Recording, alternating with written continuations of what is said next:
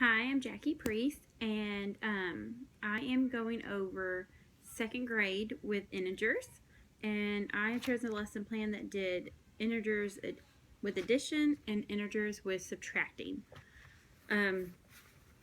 All you would need is the worksheets provided by the teacher and a pencil,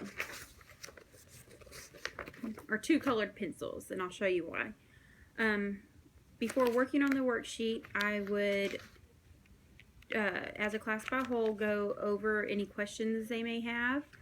That way we can answer them, and that way if they're having an issue, they can get it worked out before starting the worksheet. Also, we could go over some on the board and have the whole class engaged by each student having to go up there and do one on the board. When I felt like the whole class is good and ready to begin, they can get the papers, and like the first one is integers and addition. I also did little helpful hints, so some are struggling and they may not have wanted to come out and say they were. This will help solve it. It says if the numbers have the same sign, add the numbers and you keep the sign. If the numbers have opposite signs, then subtract the number with the lesser absolute value from the number with the greater absolute value. Keep the sign of the number who has a greater value. So that should help them understand what is about to happen. I also did an example at the top. Here's a number line, and it is 1 plus -4. So you would put the dot at the 1, and then you would go all the way to -4, and you would see your answer would be how many spots you had to go. And I would just tell them to circle that so they know so I know that's their answer and they can see. And this helps by them being able to physically and visually see the difference and how to work it out. Down here I did 4 problems, and then they would also have to draw their own number line. I have it right there, and then circle it so they're doing exactly what the example is, just with different problems.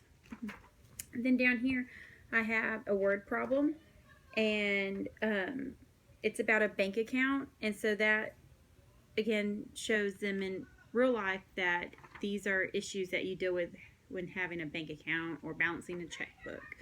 And so that shows we do use these in real life. And then next I said make your own word problem and solve and draw a number line. So they're taking what they just did above and what they did all up there down here. And then the next worksheet is subtracting.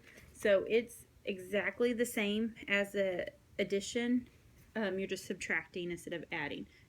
I mean, it's the same worksheet, just subtracting. So I also did a helpful hint up there, an example, and then problems, and they have to draw the number line, and then a word problem, and then they have to come up with their own word problem. I think this was a good lesson. It's pretty simple, right to the point, and it shows it in different ways. How a lot of times you see it written out in number form, and so this might help them figure out how to do it as a word problem.